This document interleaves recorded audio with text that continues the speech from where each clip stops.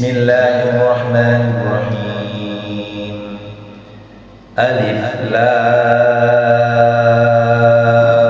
Ra. Tilka ayatul kitabi wa Qur'anin mubin. Rubama yawaddu alladhina kafaru law kanu muslimin. Darhum ya'kulu wa yatamatta'u wa yulhihimul amalu fasawfa ya'lamun. Wa ma ahlakna min qaryatin illa wa laha kitabun ma'lum. Ma tasbiqu min ummatin ajalaha wa ma yastakhirun. Wa qalu ya ayyuhalladzi nuzzila alayhi adh-dhikru innaka lamajnun. Law ma ta'tina bil malaikati in kunta minas sadiqin. Ma nunazzilul malaikata illa bil haqqi wa ma kanu idzan munzirin. Inna nahnu nazzalna adh-dhikra wa inna lahu lahafidhun. Wa laqad arsalna min qablika fi syi'il awwalin. Wa ma ya'tihim min rasulin illa kanu bihi yastahzi'un.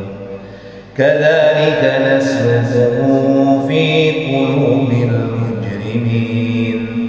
La yu'minuna bihi wa qad khalat sunnatul awwalin. Walau fatahna 'alaihim baban minas samaa'i fadhallu fihi ya'rujun. Laqalu innama sukkirat absaruna bal nahnu qawmun mash'un. Shadaqallahul azim. Alif Lam Ra. Ini wallahu a'lam bimuradi. Allah yang Maha paham, Maha tahu tentang makna daripada Alif Lam Ra tersebut. Tilka ayatul kitab wa Qur'anin mubin. Surat ini adalah sebagian daripada ayat-ayat kitab yang sempurna, yakni ayat-ayat Al-Quran yang memberi penjelasan.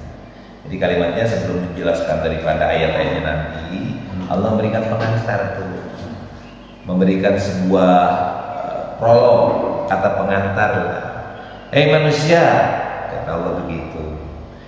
Nah, ini adalah surah ini, yakni surat Al-Hijr ini adalah sebagian daripada ayat-ayat yang sempurna, sebagian daripada kitab Al-Quran yang sempurna.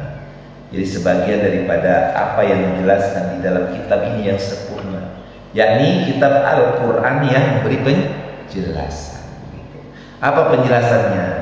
Nanti disebutkan. Rubama yawaddul ladzina kafaru law kanu muslimin.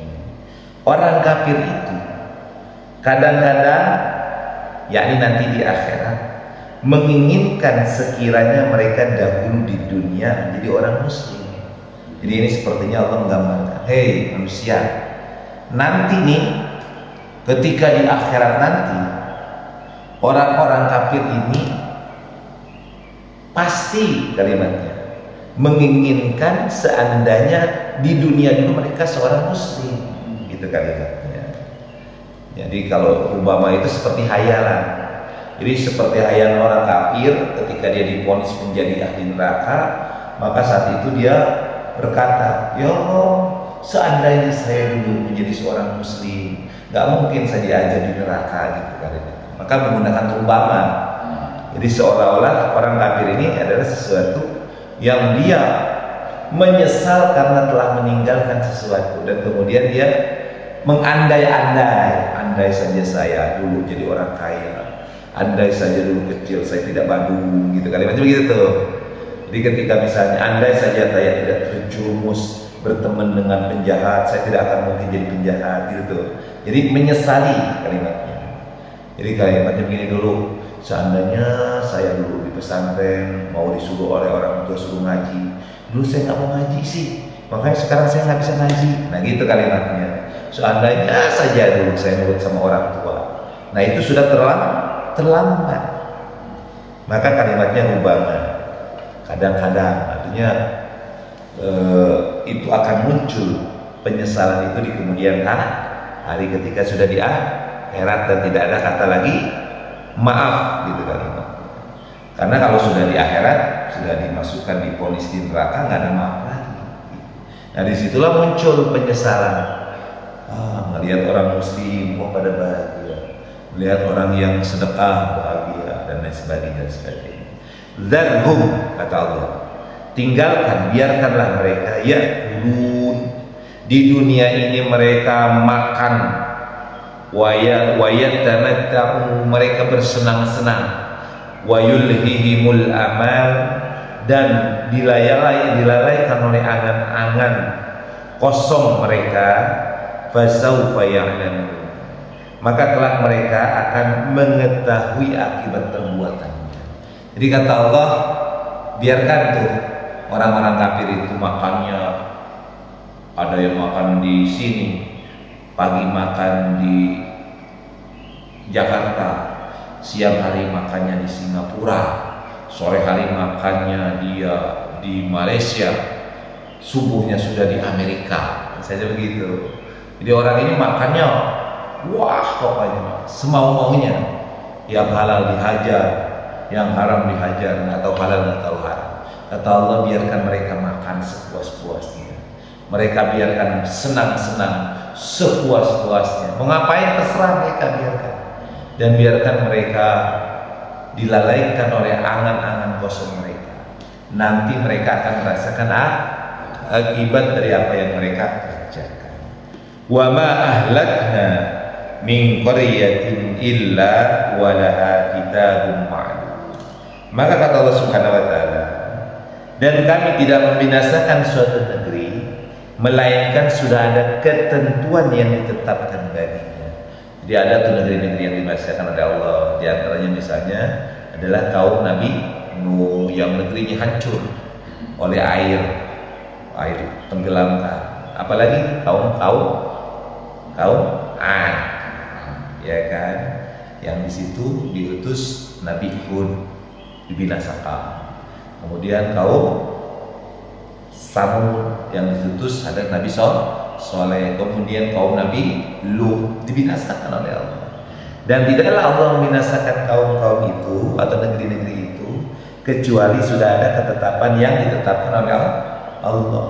Kayak kita ini, ya Allah hancurkan Israel, kita nggak bisa seperti itu karena Allah sudah memberikan ketetapan. Kan kita kadang-kadang suka berpikir, kenapa sih orang kasar Israel itu nggak hancurin aja ya Allah, biar aman dunia ini, gitu kan kalimat pikirannya.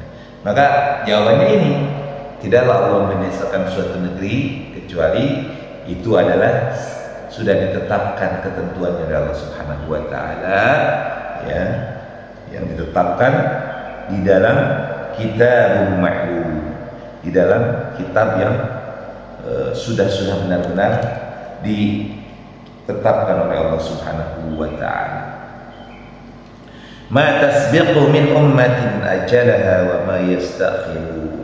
Tidak ada suatu umat pun yang dapat mendahului ajalnya dan tidak pula dapat meminta penundaannya. Jadi nggak bisa tuh kita minta agar Israel dihancurkan, agar umat-umat ini ditetapkan, tidak bisa. Karena itu semua sudah ditentukan oleh Allah. Termasuk juga ajalnya manusia kita ini. Jadi seorang itu tidak bisa meminta untuk ditunda kematiannya, tidak juga bisa agar dipercepat kematiannya. Ya Allah, matikan saja deh saya sebelum datang fitnah Dajjal misalnya. Ya Allah, matikanlah saya sebelum saya melakukan perbuatan dosa. Nggak bisa begitu, karena ajal itu sudah ditetapkan. Si fulan matinya kapan, si fulan matinya kapan, itu sudah ada ketetapannya. Ada orang sudah sakit di rumah sakit bertahun-tahun tergeletak, masih aja hidup, ya kan? Umurnya udah 90 tahun, sakit-sakitan, pikun, nyusahin keluarganya, masih aja panjang. Ada juga orang lagi seger buger, lagi kaya raya, lagi sukses-sukses, tiba-tiba mati. Nah, itu namanya ketetapan Allah Subhanahu wa taala yang tidak bisa seseorang minta dipercepat maupun diperlambat. Kemudian waqalu ya ayyuhalladzi nuzila alaihi dzikru innaka lamajnun. Dan mereka, yakni orang-orang kafir yang dimaksudkan gitu ya, orang-orang kafir Makkah terutama pada saat baginda Rasulullah, mereka berkata, ya ayyuhalladzi nuzila alaihi dzikru, wahai orang yang kepadanya diturunkan Al-Quran, innaka lamajnun, sesungguhnya engkau wahai Muhammad benar-benar orang gila, gitu kan. Jadi ketika Nabi memerintahkan untuk meninggalkan penyembahan terhadap berhala untuk hanya menyembah Allah, jawaban mereka apa? Gila lu. Kayak begitu tuh. Kalau misalnya kalau zaman sekarang ini, hey, ngapain begitu? Gak usah lah kalian begitu. Gila lu, larang-larang gua. Siapa lu? Gitu kalimatnya anak sekarang gitu. Nah, orang kafir Quraisy dahulu begitu kepada Nabi Muhammad. Hey Muhammad, yang engkau mengaku telah diturunkan Al-Quran, yang menyuruh kami meninggalkan menyembah berhala kami, engkau ini orang gila. Berani-beraninya kamu memerintahkan kami untuk meninggalkan penyembahan itu. Lau ma ta'tina bil malaikati in kunta minas shadiqin. Maka kemudian tantangan mereka, mengapa engkau tidak mendatangkan malaikat kepada kami jika engkau termasuk orang yang benar? Jadi mereka minta didatangkan malaikat kalau Nabi itu sebagai utusan Allah dalam pandangan mereka. Kemudian ma nunazzilul malaikata illa bil haqqi wa ma kanu idzam munzarin. Maka jawaban daripada Allah, yakni kami tidak menurunkan malaikat melainkan dengan kebenaran untuk membawa azab, dan mereka ketika itu tidak diberikan kebenaran Tuhan. Jadi orang kafir ini nantang, turunin dong malaikat dong, agar kami yakin kalau kamu itu adalah utusannya Allah. Maka kata Allah, kami tidak menurunkan malaikat kepada kalian kecuali malaikat itu datang untuk membawa azab, karena kalian sudah kafir.